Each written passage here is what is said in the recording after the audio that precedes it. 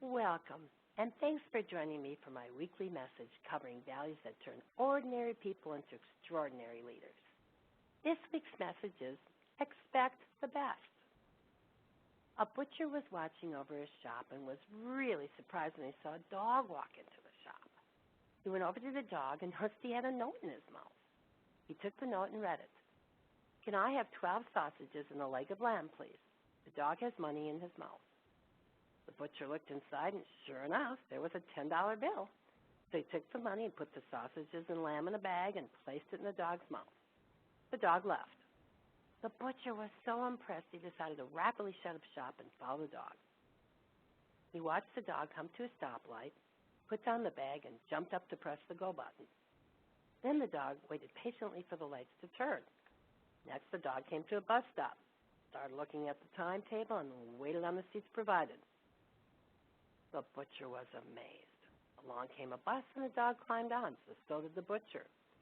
Eventually, the dog got up, stood on his two back paws, and pushed the button to stop the bus. After walking down the sidewalk a bit, the dog turned into a house, walked up the path, and dropped the groceries on the step. Then he walked back down the path, took a big run, and threw himself against the door. He did this a couple of times, but no answer. So the dog went back down the path, jumped on a narrow wall, walked along the perimeter of the garden until he got to the window, beat his head against the window a couple of times, and then walked back down, jumped off the stoop, and waited at the door. The butcher was in amazement as he watched this big guy open the door. And even greater amazement to the butcher was when the man started swearing at the dog and kicking him. The butcher ran up and stopped the guy and said, "What in heaven's name are you doing? The dog is a genius. He could be on TV." To which the big man responded, "You call this clever? This is the second time this week that this stupid dog's forgotten his key." Are you like the dog owner, constantly receiving things that far exceed anyone's expectations, but you only see the limitations? Does that negative feedback keep you from expecting good things?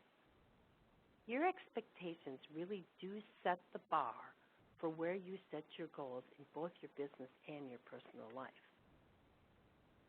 It sets not only your goals and the bar for your goals, but it also sets the bar for your limitations.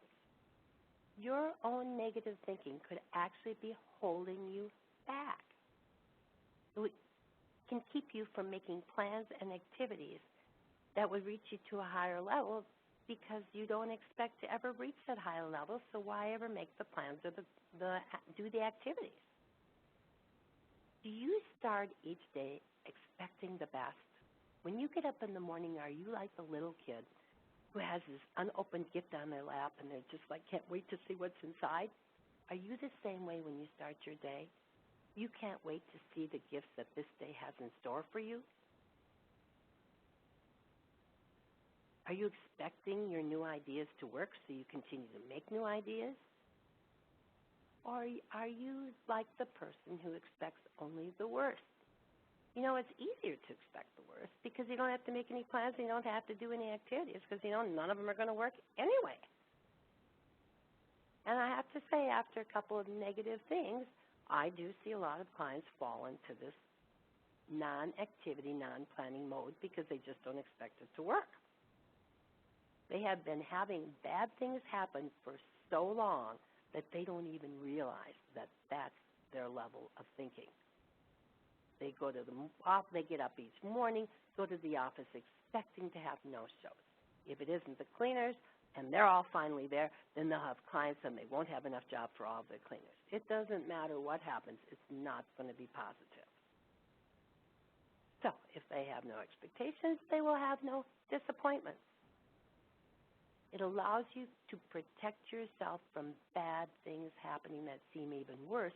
When you planned this great day and all these activities and somebody does call in, it does put a bigger impact on your day.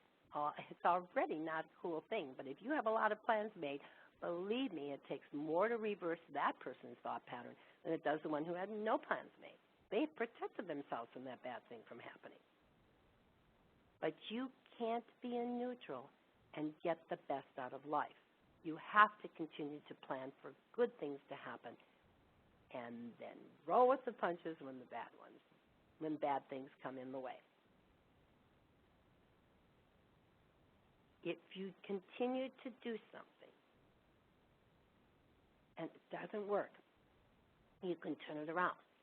But if you don't do anything, you never try it, then it can't work. So I can guarantee you, if you make plans and you have high expectations, many times it will happen. I can also guarantee you, if you don't make plans, you will be in neutral for the rest of your life. And there's another spin-off of low expectations and always expecting the worst to happen. That's more negative than anything, and that is worry. On the way to the office, you are worrying about who's not going to show up, or if they all show up, you're not going to have enough jobs for those people. Worry is draining. There's nothing positive. There's nothing uplifting about it. It's draining. And you lose an amazing amount of valuable time when you're sitting around worrying instead of planning and fixing and expecting. The owner in the morning who's on the way to the office, who expects everybody to be there, who expects every client to show up, is thinking about what they're going to do with their day, how they're going to go visit a hospital and get more people, more clients. They're absolutely planning their day. The owner who is sitting there thinking, I wonder who's not going to show up today. I wonder which client's is going to be a no-show. And all they're thinking about all the way into the office is their problems. When there are no problems, they have no plans. So they don't move forward because now they're sitting there going, I don't know what to do with this day. And I literally do have clients who say to me, gosh, everybody showed up for work and I don't know what to do, because they don't have an action item list, versus my clients who have a 350-item action item list and everybody did show up and they expected everybody to show up. They are elated because they have plans for that day and they're going to work them. You know, sitting there and worrying is a little bit like a rocking chair. It passes time, but it doesn't accomplish a thing. It doesn't get you anywhere. Worrying misfocuses, misguides you. Instead of, again, thinking about what you're going to do with this day because everything is going to go perfect, you have focused on what could go wrong and haven't spent any time figuring out what you're going to do with that day when it does go right. You need to focus on your mission and not on defeat. Wake up every day this week, disciplining your thinking. Don't get up, go in the office, expect everything to go wrong, get there, everything goes right, and what comes out of your mouth is, this is too good to be true. I'll pay for this tomorrow. I probably won't have anybody show up tomorrow. Don't live in that fear. Live in faith.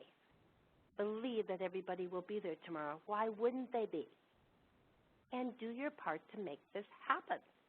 If you have an absenteeism policy, don't sit there and worry about it. Fix it. Put an absenteeism policy in place and then enforce that absenteeism policy. Everybody will be happier for it, including your other cleaners, because they won't have to have the same low expectations and worry on their way to work thinking, I wonder if my partner's going to show up. They know their partner's going to show up. They have to, because you now have rules and regulations that force them to show up. Spend your week expecting the best. Don't put any limitations on what you think can happen.